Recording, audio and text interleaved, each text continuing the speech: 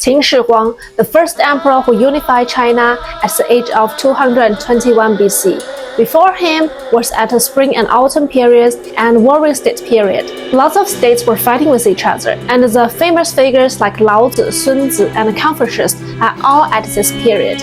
So, which means after them, the Qin Shi Huang showed up. Hello everyone, this is Giraffe. Today we are going to talk about the first emperor in ancient China, Qin Shi Huang. Warring state period starts from 770 BC, lasts 300 years for spring and autumn period, and lasts for 250 years for the warring states period. Qin Shi Huang unified all of them at 221 BC. Qin Shi Huang was born in 259 BC. His name is called Ying Zheng. His last name is Ying, first name is Zheng.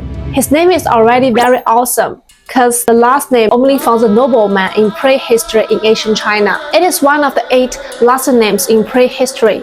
Those names are all the gods' names like Ji, Jiang, Si, Ying, Yun, Gui, Yao, Ji. As you can see, all their names all get to this part. This means woman in Chinese. Because in prehistory, it's female-dominated society, so all their names are related to woman, related to female. When he was born, the world was still at the age of warring states period. There were 7 kingdoms were fighting with each other: Qi, Chu, Yan, Han, Zhao, Wei, Qin. And Qin Shi Huang is the son of King Zhuangxiang of Qin. He is a prince, but he didn't born in Qin. He was born in Kingdom Zhao. So at first, his name is not called Ying Zheng, it's called Zhao Zheng. Why he was born in Zhao?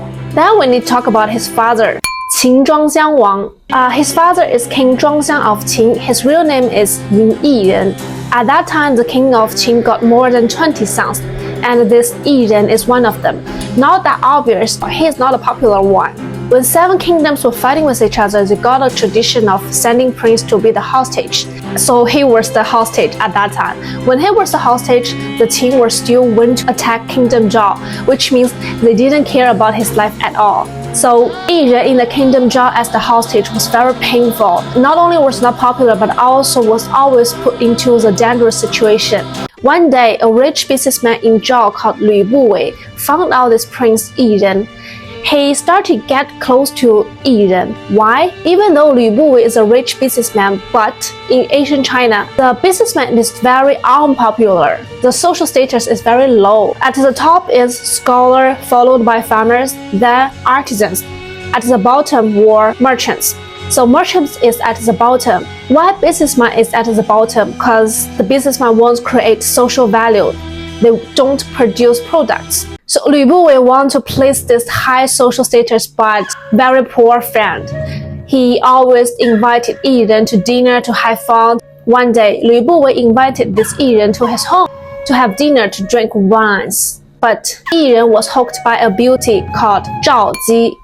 Ji means woman, so Ying Zheng asked Lü Buwei, "Can you give her to me?" This made Lü Buwei very embarrassed, because this Zhao Ji is actually his woman. She is the concubine of Lü Buwei. But Lü thought it over and said, "Okay, then give her to him."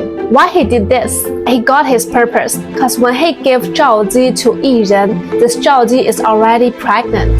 Then soon later, Zhao Ji gave birth to a baby boy. This is Ying Zheng, who is Qin Shi Huang. After this, Lü Buwei started to discuss political issues with Ying Zheng. Before, they only talk about having fun, drinking wines, but now they started to talk about political issues. He discussed with Ying Zheng, "If I can invest you to go back to the kingdom Qin, to be the king, do you want it?" Ying Zheng said, "Yes, I want it." So Lü Buwei helped him. Why?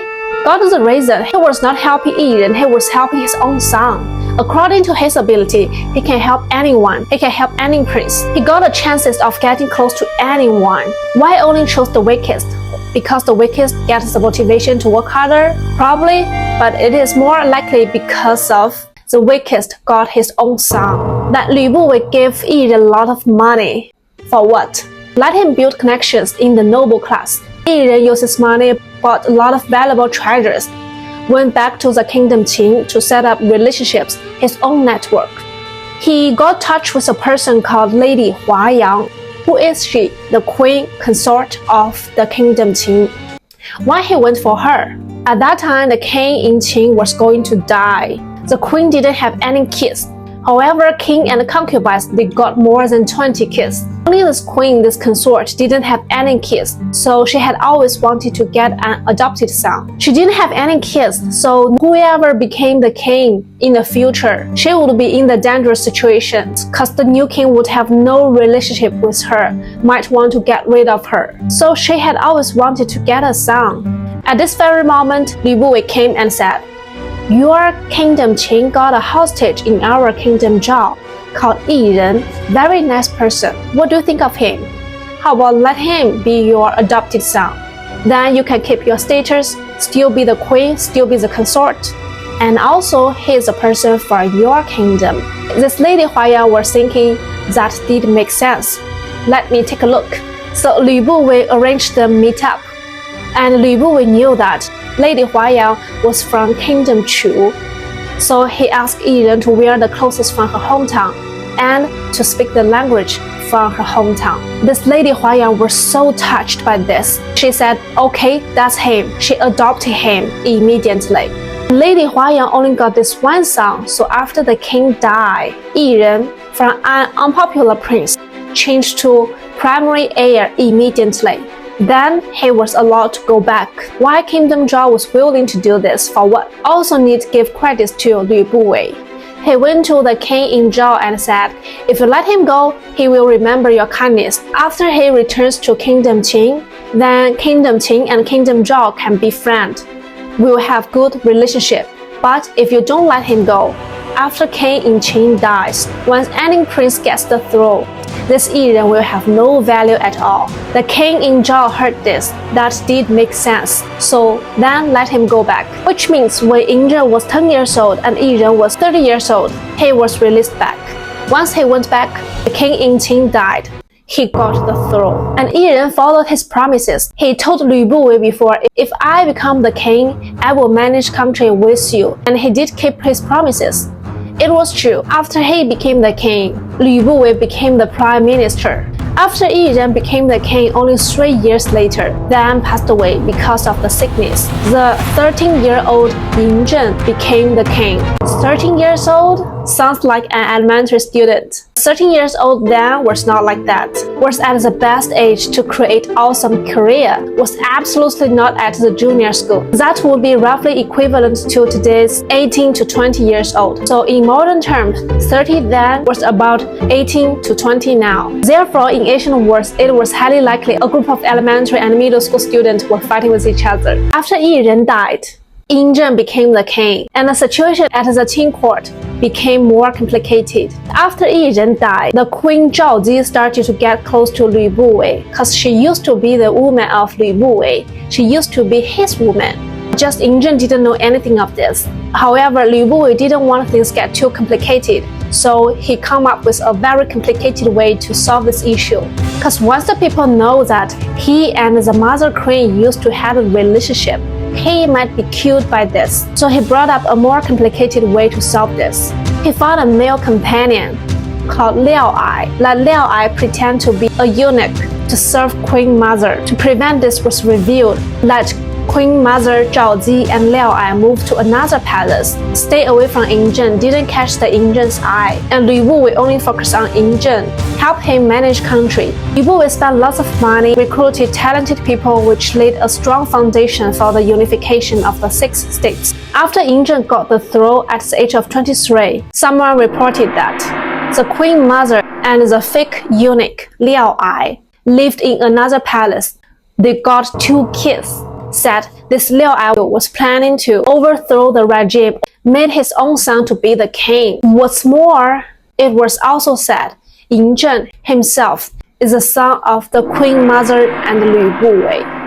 Once heard this, Ying Zheng was very angry. He captured Liao Ai, had him executed by charioteering, and also killed 2 kids. Zhao Zi, the Queen Mother, was imprisoned in the imperial harem, was not allowed to see anyone forever. Even wanted to kill Lü Buwei. Ying Zheng thought it was not good to keep this kind of person around. It is very dangerous, so chased him out to the western Shu range. And Ying Zheng also wrote a letter to Lü Buwei.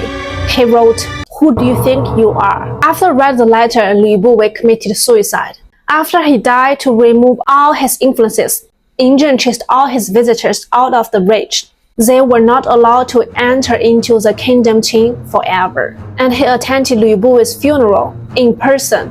Why? To say who would cry. Whoever cried was then sentenced.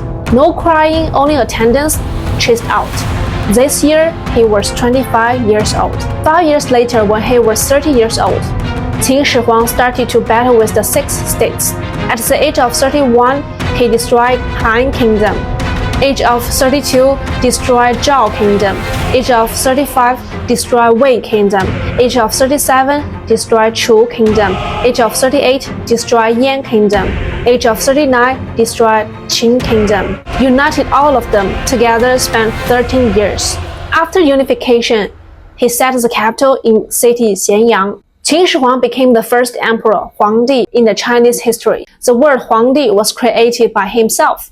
Before him, all of the leaders were only called Wang. He wanted to find a word more awesome than Wang, so got Huangdi to show he is more awesome than the previous leaders. And it was since then, all the emperors in China are all called Huangdi.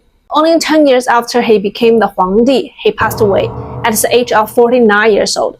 His father had lived 35 years old, and he had lived 49 years old. How short lifespan in the ancient time. But in these 10 years, he did a lot of giant things. He unified the written language and currency, established Dulianghen system, which is the measure system. Also, he made all the rich people move to the capital in case of rebellion. Means you have money, then move to the capital and stay. Furthermore, all metal items were collected from the masses to cast a large bell in order to prevent them from making their own knives and swords, also aimed at preventing rebellion. Another famous event was the repair of the Great Wall. The Great Wall was built during the Warring States period to prevent attacks from the Han from the north. At that time, all the northern states built walls. The Qin Shi Huang connected all of them to form the Great Wall. Another famous event is burning of the books and the executions of Confucian scholars. At that time, after unifying the states and preparing to standardize the writing system and the measure system, many scholars opposed these measures and made a lot of noise. In response, Qin Shi Huang burned all of the books and buried the scholars. Later, he built many buildings. Qin Shi Huang loved building palaces. He planned to construct 300 palaces in the capital and 400 more outside, but he died before they were finished. The largest palace is called Epang Palace. He died before it was completed. After his death, rebellions broke out, and Epang Palace was burned by the people. According to tradition, it burned for 3 months before being completely destroyed. So there were no Epang Palace as described. Only ruins and foundations have been found near today's Xi'an city. Based on the remains, the Epang Palace covered about 6 square meters, around 1,483 acres. The Central Palace, the largest one, covered about 80,000 square meters, is around 19.8 acres. How big is it? The largest hall in the Forbidden City is called Jingluan Baodian, and it's no longer than 300 square meters. At 80,000 square meters, the Central Palace could hold roughly 26 to 27 Jingluan Baodian-sized halls. If one person is allotted 1 square meter, the site could hold 80,000 people. Besides that, he built an even bigger architecture, his own tomb. The location of his tomb was unknown at first because it was kept secret. All these treasures are believed to be buried inside, but only about 51 years ago, in March 1974, a group of farmers near Xi'an, Linchong City, digging a well unearthed a terracotta head. People often dug up pottery, shards, and ceramic jars there. When they unearthed a terracotta head from the earth, locals took it as a bad sign. They moved to another spot and dug up another one. They moved again and found another one. Eventually, they uncovered a row of terracotta head. The villagers then reported the discovery to the local authorities. The village committee reported up to the upper authority. The Cultural Relics Bureau came, inspected the site, and immediately sealed it off. They carried out excavations for about 10 years, eventually identifying it as Qin Shi Huang's tomb. What they first unearthed were terracotta warriors and horses.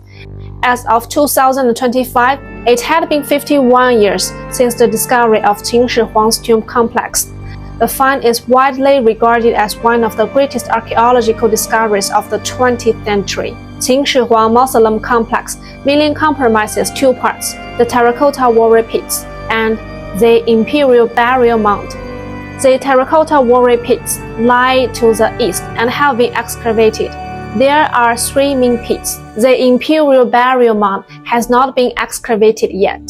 The two parts are about 1.5 kilometers apart. Based on current observations, Qin Shi Huang's tomb appears to have remained sealed and undisturbed, containing many valuable treasures.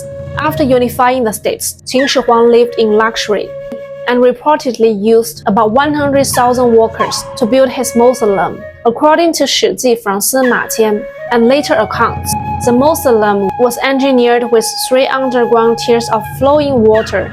Builders are said to have poured in liquids, the mercury, to seal fissures and control the outlets, effectively creating enclosed waterways beneath the tomb. An underground palace complex was constructed with arranged chambers for attendants and stories of valuable grave goods. Legendary reports even claim that the 5-color stone from the Nuwa myth.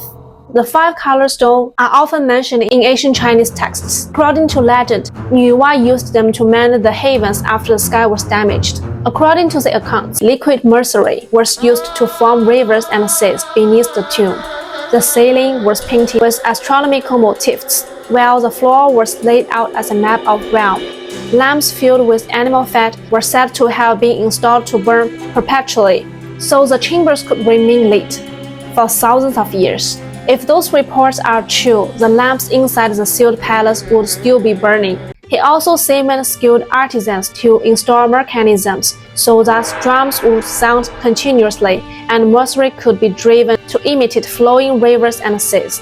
Things meant to keep moving for thousands of years. To prevent the tomb's secrets from getting out, after the mausoleum was finished, the second Qin emperor allegedly had all the craftsmen sealed inside and buried alive. Only 3 years after Qin Shi Huang died, the Qin dynasty collapsed and was replaced by the Han dynasty. But his strategy was very awesome and very advanced from today's perspective. For example, he unified his currency and the system of the weights and measures. Why I feel like there is something between Qin Yizhen and Lü Buwei. Why Lü Buwei helped Qin Yizhen so hard, spend money, spend time, even go to help his own son? Or there are some stories between Lü Buwei and Qin Yizhen? What do you think? See you next time!